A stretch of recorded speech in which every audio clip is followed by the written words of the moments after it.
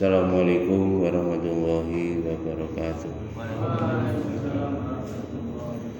Alhamdulillah wassalatu wassalamu ala Rasulillah wa ala alihi wa ashabihi wa mawala la hawla wa la quwwata illa billah. Subhanaka la ilma lana illa ma 'allamtana innaka antal alimul hakim. Lillahi ta'ala wa litaqil balaya wal musannif fi hadzal kitab li ahli jamaah alladziina sabaquna bil iman lahumul fatihah. A'udzu billahi minasy syaithanir rajim. Bismillahirrahmanirrahim. Alhamdulillahi rabbil alamin. Ar-Rahmanir Rahim. Maliki yaumiddin. Iyyaka na'budu wa iyyaka nasta'in. Ihdinas siratal mustaqim. Siratal ladzina an'amta 'alaihim ghairil maghdubi 'alaihim waladdallin. Amin.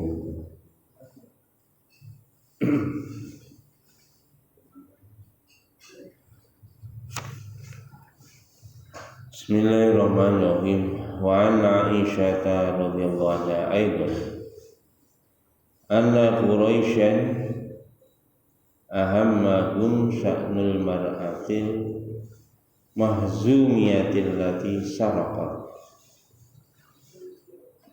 faqalu man yukallimu fiha Rasulullah sallallahu alaihi wasallam faqalu may yajtari alaihi illa Usama bin Zaid hibbu Rasulillah sallallahu alaihi wasallam. Fakallamahu Usama faqala Rasulullah sallallahu alaihi wasallam atashfa'u bi haddin min hududillahi ta'ala thumma qama fahtababa thumma qala innama ahlakal ladzina min qablikum annahum kanu idza saraqa fihim syarifu tarakuhu wa idza saraqa fihim dha'ifu aqamu alaihi hadda wa yumallahi law anna Fatimah binti Muhammadin saraqat aqata'tu yadaha. Dari Aisyah radhiyallahu anha, sesungguhnya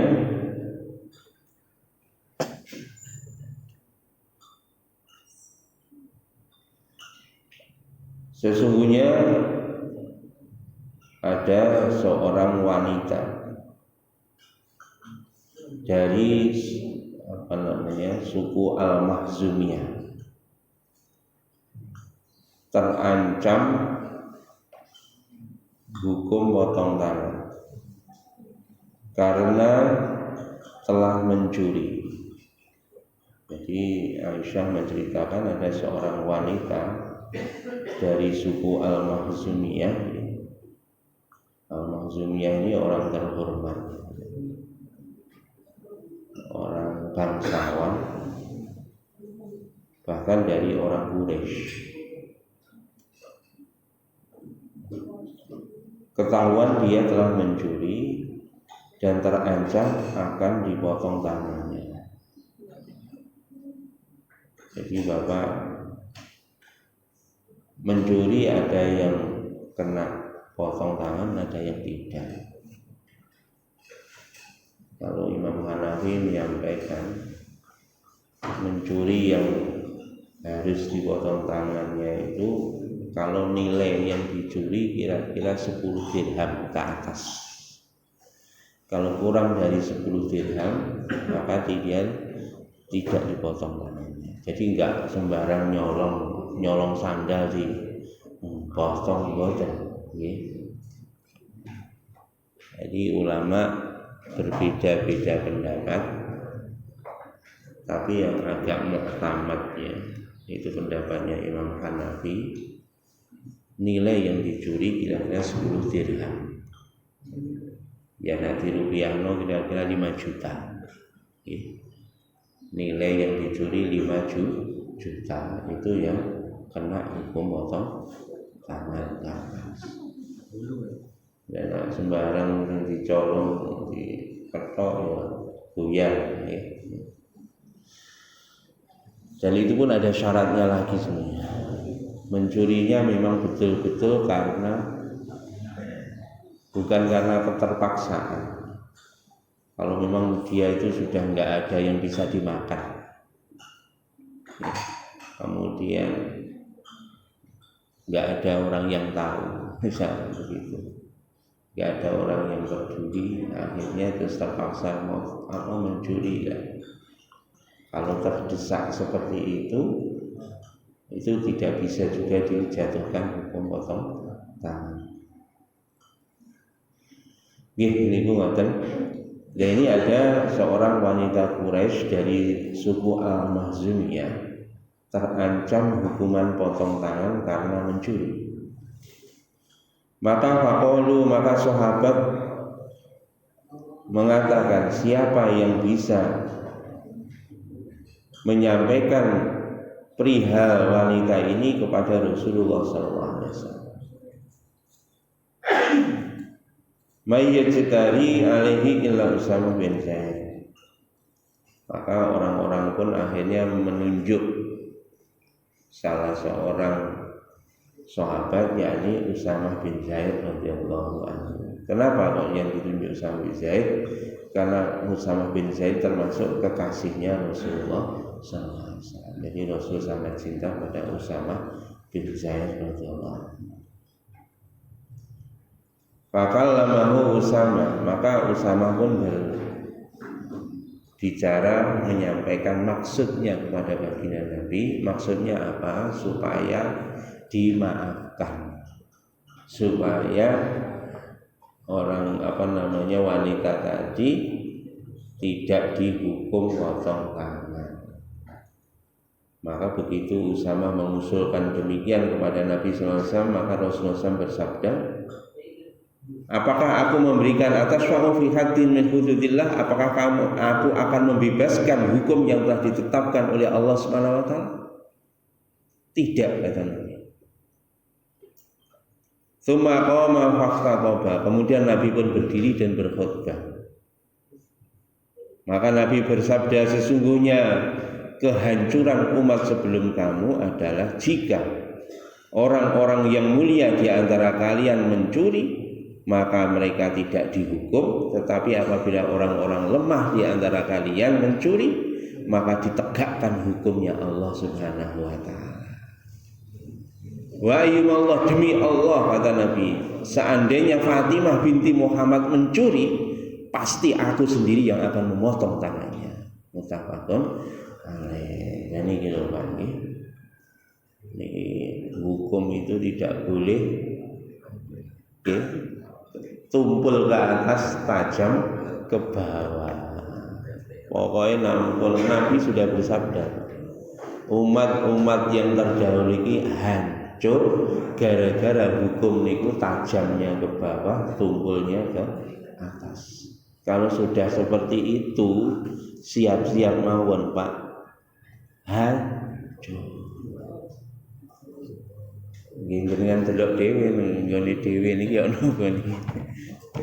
Ya Allah.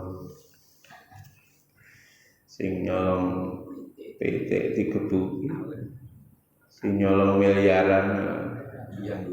Guyu Masya Allah. Dihukum, ya Allah. Lah ngono ya isi di apa ya? Diwai remisi gitu. Lah yo wis dihukum, hukumane mung 5 tahun, diskon. Kok separuh loh, yang diskon 80%, Pak, Masya Allah. Niki Pak, kehancuran Pak, ya Allah. Jadi yang hancur di segala segi, segala aspek kehidupan. Di dalam riwayat yang lain, Pak, ini bukan riwayat yang lain, Pak. Sebagian ahli tafsir, kehancuran yang dimaksud itu adalah kehancuran moral dan akhlak. Ya. Bibit kawit kehancuran moral dan akhlak adalah ketika hukum itu tegak atas orang-orang yang lemah saja, sedangkan orang-orang yang memiliki kedudukan hukum tidak diterapkan, maka saat itulah kehancuran moral akan terjadi. Makanya hati-hati Pak, niki bukan berlaku untuk pemerintah tok lho, kok dikira pemerintah tok. Sampeyan jadi wong tua ya ngono. Nak memberi hukuman ning gone anak-anake ya sing adil. Anak sing disowenengi nak lara, nak berbuat salah dimaafkan wis gak apa-apa. Tapi anak sing dijengkeli Pak, salah titik langsung Pak, samblek. Ini jenengan itu pemimpin semua, kulukum ra'in, setiap kalian adalah pemimpin, harus berlaku adil. Ngoten nggih. Termasuk umpama sampeyan dadi kiai nggih. Niku nek sing melanggar santri ini langsung. Nek sing melanggar anak kiai kira-kira ya dijarno. Nyun sewu, jangan buat seperti itu, Pak. Hancur moral nanti. Ini Pak, hancurnya moral bangsa Indonesia itu seperti itu. Termasuk mungkin jenengan nanti jadi pemimpin institusi gitu.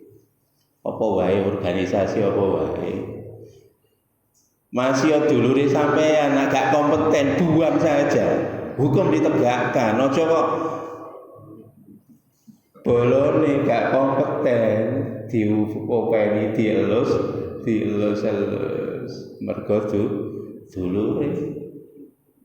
Tidak boleh Pak, maka itu Pak Nabi sudah bersabda, nepotisme itu adalah merusak moral bangsa. Dan hati-hati ngeten iki Pak nggih. Ini budaya-budaya niki di Indonesia ini paling kental Pak. Niki ayyasfa'u, ini golek syafaat. Ini tadi ya, apakah aku memberi syafaat kepada orang yang telah berbuat salah melanggar hukumnya Allah, kata Nabi begitu. Syafaat itu ya diskon hukum ya, bantuan. Masya Allah, negara ini dewi ini Masya Allah. Pun makanya hati-hati. Kita mau membetulkan moral bangsa, kalau kondisinya semacam ini jangan harap moral itu terbaiki Pak. Kalau kita tidak menegakkan hukumnya Allah secara total. Siapa saja yang bersalah, walaupun dulure, walaupun koncone, ya sudah diakui bersalah dan ditegakkan hukum yang sesuai. Makanya Pak nyun sewu, masih orang kafir Pak. Tetapi kalau hukum ini ditegakkan Pak, tajam ke segala penjuru Pak, niku kehidupan niku lho Pak, jadi barokah. Kalau mboten ngarani nggih Pak, maksud ning Jepang niku wong kafir. Mboten pandang bulu hukum itu ditegakkan. Masih anake presiden niku nggih Pak. Nek arep numpak sepur iku ya kudu antri. Temriko ngoten Pak. Bahkan presiden dhewe niku nak katene lunga teng pundi nak numpak ya antri. Masuk jenderal belang nek tekone keri ya manggon ning mburi. Niku Pak kelihatan Pak di sana Pak, keberkahan negeri itu kelihatan. Nek kono wong nyambut gawe iki ora bingung Pak. Gaweane luwih akeh daripada wong. Dan ning kene Pak, masyaallah. wonge karo gaweane kakean wong jane ya luwih akeh gaweane Pak, tapi mergo gak barokah Pak. Gaweane tambah diwehne wong liya. Aneh. Gini ku Pak, mergo gara-gara rusaknya moral bangsa. Gini ku. Ada orang-orang yang mencari kesempatan dalam kesempitannya, akhirnya gak enak ngomong isu-isu. Cabai larang, akhirnya impor ya Pak cabai ini. Akhirnya petani ini dibanting meneh. Ya itulah negeri kita. Kenapa? Gara-gara nepotisme. Gara-gara kolusi.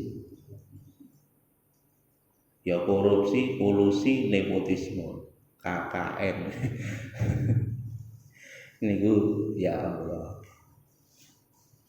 Itulah hancurnya sendi-sendi agama. Ya kita menghormati orang itu betul Pak. Orang alim kita hormati, orang soleh kita hormati. Tapi kalau sudah namanya hukumnya Allah, ya harus tegak Pak. Masih kepada orang soleh, anaknya, keluarganya. Ya Allah, na'udzubillah min dzalik. Jadi gara-gara seperti itu akhirnya sendi-sendi agama hancur, sendi-sendi moral hancur. Kalau sudah seperti itu Pak, ya tunggu saja kehancurannya. Awal rusaknya satu negara itu bermula dari rusaknya moral. Moralnya rusak, ya wis siap-siap lawan. Makanya dengan kondisi semacam itu kita jangan menyerah juga Pak. Jangan menyerah. Didiklah anak-anak kita. Salah ya dihukum anak kita. Enggak usah pandang bulu. Ya memang kelihatannya pahit Pak, kelihatannya pahit. Tapi Pak, nanti ke depannya Pak, kita akan dapatkan Pak generasi-generasi yang hebat. Nah wong iki isine mung kolusi, korupsi, nepotisme, nah generasinya akan lemah Pak, lemah sekali. Dan ini lemahnya ini semakin Pak, apa? Multiple effect ya, efeknya itu berantai. Mungkin Pak lemah, anaknya tambah lemah meneh, putune tambah wis. Wong guru kencing berdiri, murid kencing berlari. Numpak jet nak berlari sing kurang banter, numpak jet. Ngoten. Makanya yuk kita balik bareng-bareng Pak nggih. Kita bina generasi-generasi kita termasuk anak-anak kita. Makanya tegakkanlah hukum itu, siapapun nggak usah pandang bulu. Wa Anas radhiyallahu anhu anna Nabiy sallallahu alaihi wasallam ra'a muhamatan fil qiblati fa syaqqa dzalika hatta ru'ya fi wajhihi fa qama fa haqqahu bi yadihi fa qala inna hadzal idza qama fi sholatihi fa innahu yunahi rabbahu wa inna rabbahu bainahu wa bainal qiblati fala yabzaqanna ahadukum qibala al-qiblati walakin an yasarihi aw tahti qadamihi thumma qadha tarafa rijaihi fa basaqa fihi thumma radha ba'dahu ala ba'd wa qala aw yaf'alu hakala muttafaqun alaih. Ini Pak, berikutnya dari Anas radhiyallahu anhu, sesungguhnya Nabi sallallahu alaihi wasallam telah melihat bekas ingus ya, di arah kiblat ya. Maka Nabi SAW terlihat wajah beliau merah padam ya, marah, hatta ru'ya fi wajhi, sehingga terlihat dari wajah beliau kelihatan marah. Jadi ada ingus bekas nempel di dinding Masjid Nabawi. Nabi marah. Marahnya bukan karena ingusnya. Faqama fahaqqahu biyadihi. Maka Nabi berdiri kemudian membersihkan dengan tangan beliau sendiri, Pak, bekas ingus tadi. Marah terus dibersihin dengan tangan beliau sendiri. Ini Pak, Nabi beri contoh, Pak. Ngamuk tapi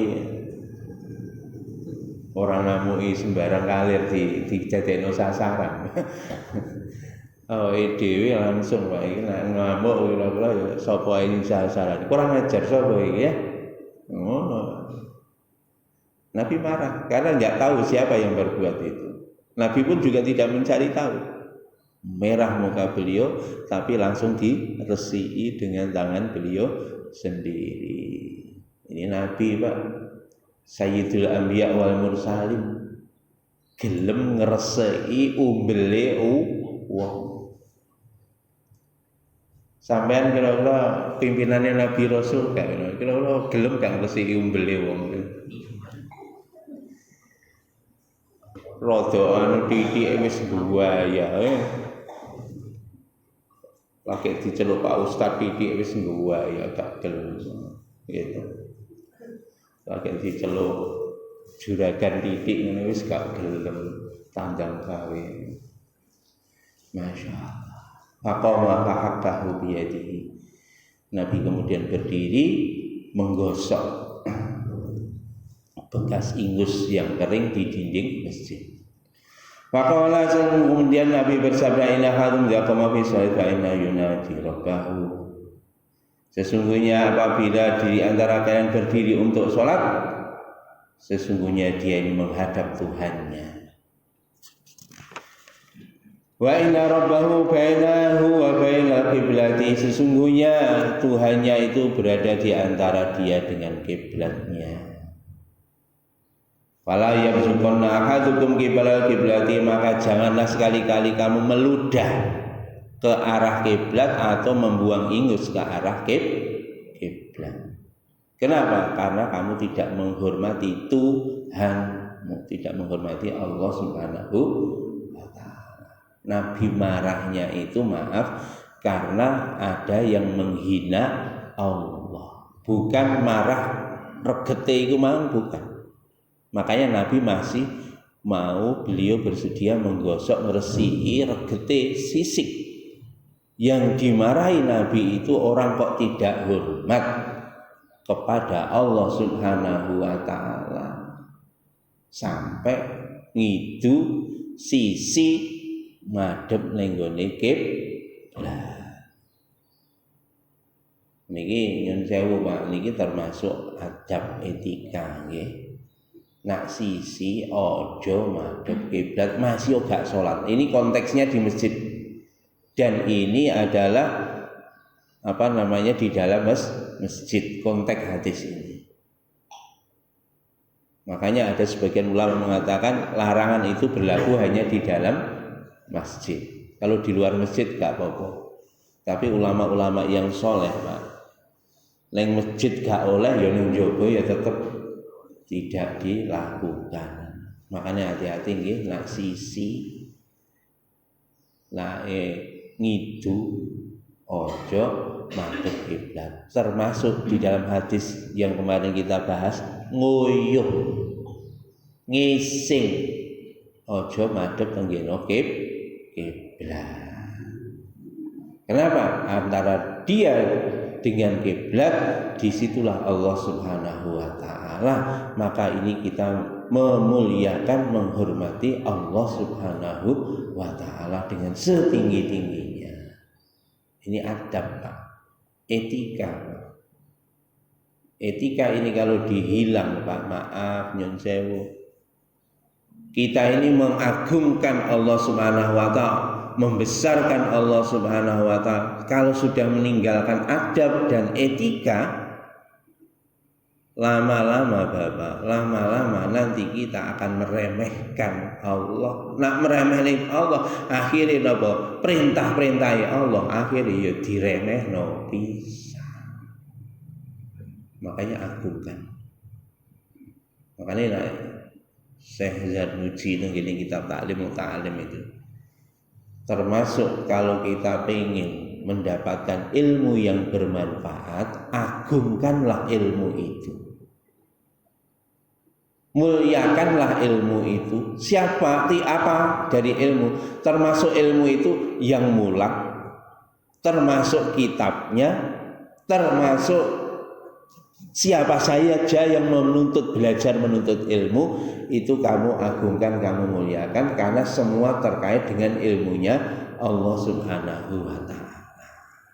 Nah, kamu bisa mengagungkan, memuliakan, maka nanti Allah akan memberikan keberkahan di dalam ilmu itu. Dan ruhnya agama, ruhnya ya, itu karena rasa kita mengagungkan kepada Allah, itulah ruhnya agama.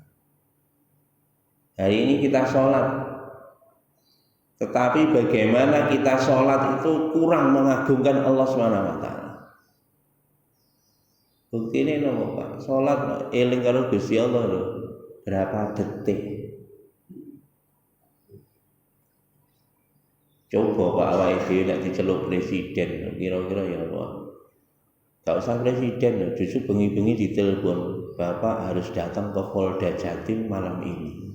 Ya Allah, budal Pak. Begitu budal kira-kira nang mriko ya napa Pak? Apa toleh ngono Pak? Khusyuk Pak. Iki awar diapakno iki. Nek perkara apa? Ngoten Pak.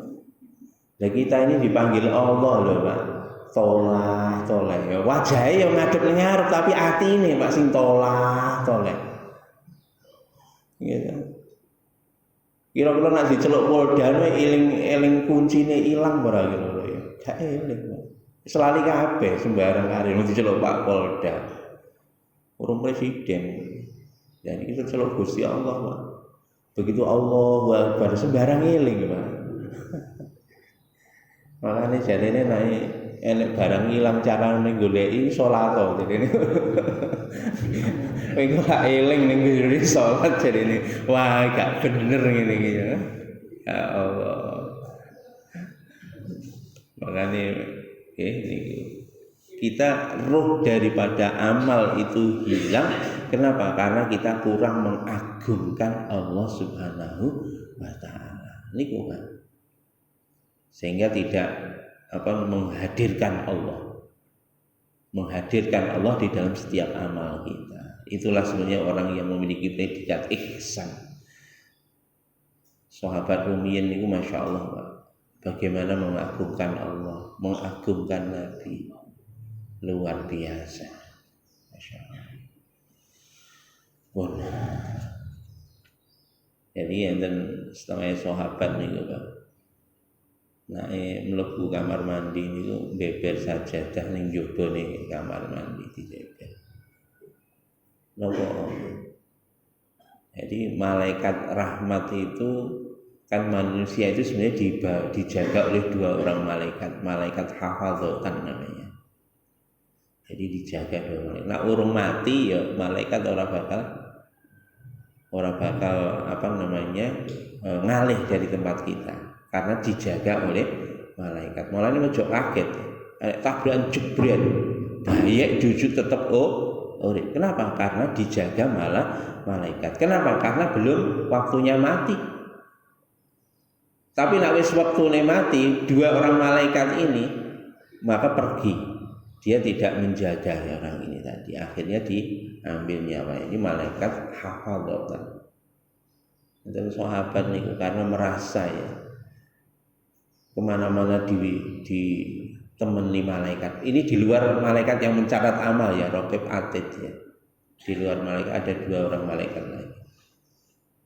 Akhirnya begitu sahabat tahu seperti itu, akhirnya begitu ketika masuk kamar kecil dibebernya sajadah. Kenapa? Karena ketika masuk kamar kecil, malaikat hafadzatan itu tidak masuk ke kamar kecil, dia menjaga di luar. Karena jaga di luar dicepai saja. Jadi juga rasional. Oh, malaikat itu gak butuh karo saja. Kenapa? Karena bagaimana dia itu mengagungkan hambanya Allah. Malaikat itu kan dia tidak pernah bermaksiat kepada Allah. Lu sampai ngoten niku, Pak. Itu bagaimana menghormati, makanya termasuk sahabat itu menghormati Nabi. Kenapa? Ya Nabi itu Masya Allah Pak, beliau itu kekasihnya Allah. Makanya sahabat dulu menghormati Nabi luar biasa Pak. Nabi itu wudhu Pak. Sebelum air itu jatuh ke bawah, itu sahabat berebutan untuk mengambil air bekas wudhunya Nabi, ya bekas wudhunya Nabi. Itu saking menghormatinya Nabi, yang hormati sahabat kepada Nabi. Kenapa? Kalau kita menghormati seperti itu, maka kita ini sama dengan mengagungkan Allah Subhanahu wa Ta'ala. Kalau kita menghadirkan keagungan Allah di dalam setiap amal ibadah kita, maka nanti amal ibadah kita ini kita merasa seolah-olah berdiri langsung di hadapan Allah. Ini ngoten niku. Masya Allah. Cuma sekali lagi, kalau terkait dengan hukumnya Allah, ya Nabi tidak pandang bulu. Makanya mestinya juga kita seperti itu, ya. Masya Allah. Walakin an yasarihi au tahta qadamaihi. Jadi apabila kalian membuang ingus atau meludah salah seorang di antara kalian, jangan mengarah ke kiblat, tetapi arahkanlah sebelah kiri atau di bawah telapak kaki, ya.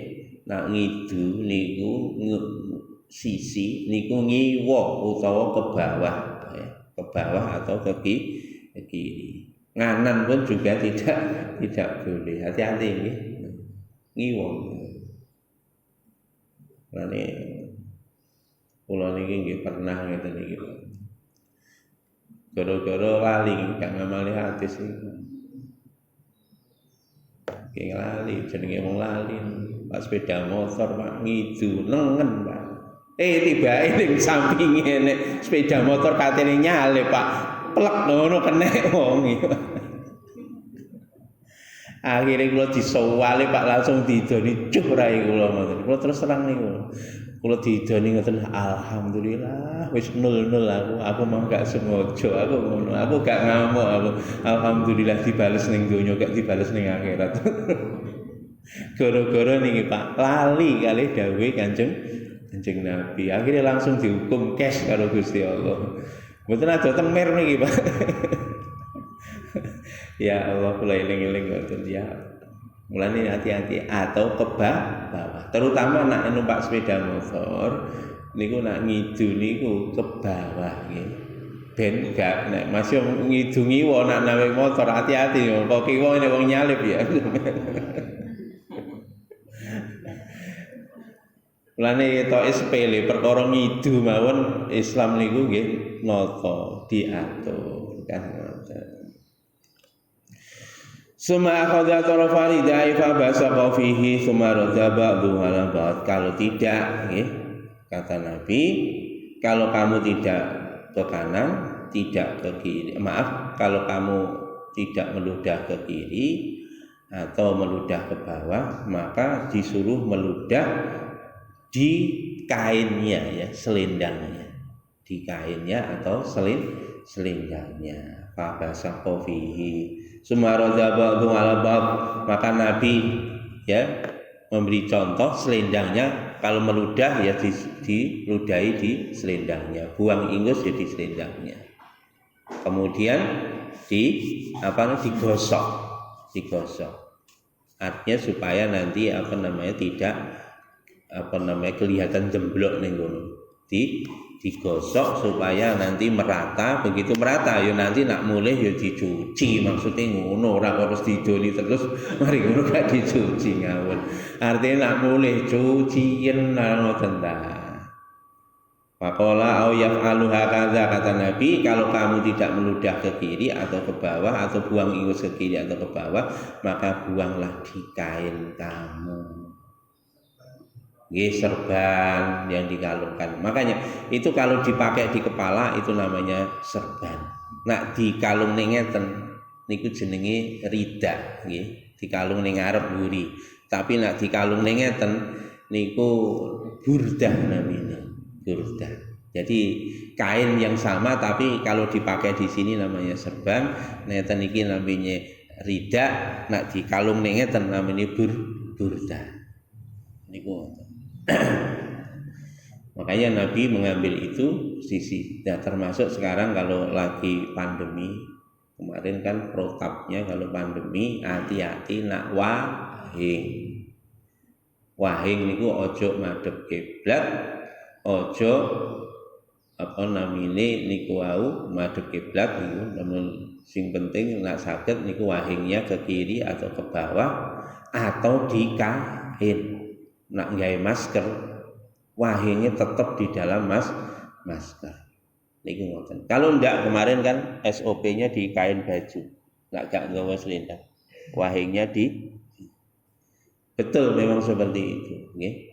Tidak, Nabi juga tidak memberi contoh wahingnya ditadai kali tangan nggih, kali tangan, tapi di kain mulane nggih.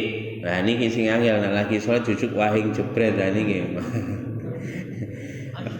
Nah niki nggih. Nak wahing niku nak ngidu niku mutlak nggih. Nak ngidu dikon kiwa utawa tengen. Nak keterangan itu mriki ngidu oleh ngidu ngiwa nengen maaf ngiwa utawa mandhap niki wau nak nenggene di luar masjid. Jadi di luar masjid itu disuruh meludah seperti itu. Kalau di dalam masjid tetap tidak boleh meludah ya, sama buang ingus. Ini kalau meludah sama buang ingus itu tetap tidak boleh di masjid. Kalau di luar masjid maka posisinya seperti itu. Ini kejadian zaman Nabi, boleh di dalam masjid, nak masjidnya gak nggawe keramik nggih, pakai pasir. Jadi kejadiannya di zaman Nabi karena masjid Nabi itu dari pasir sehingga kalau meludah ke kiri atau ke bawah, dan itu Nabi biasa Masjid Nabawi itu disiram air sehingga resep ke bawah, itu begitu. Nah ini wal amru bil basaqi an yasarihi, yang menulis kitab ini mengatakan au tahti qadami wa fi ma idza kana fi ghairil masjidi fa amma fil masjid fala yabsuqa illa fi thawbihi. Niki dijelaskan apabila ini kita diperintahkan untuk meludah ke kiri atau ke bawah, ini adalah kalau tempat yang itu tadi seperti itu tadi. Kalau di masjid adalah masjidnya bawah pasir, tetapi boleh meludah ke bawah atau ke kiri kalau di luar masjid secara umum. Idza kana fi ghairil masjid fa amma fil masjid fala yabsuq illa fi thawbihi.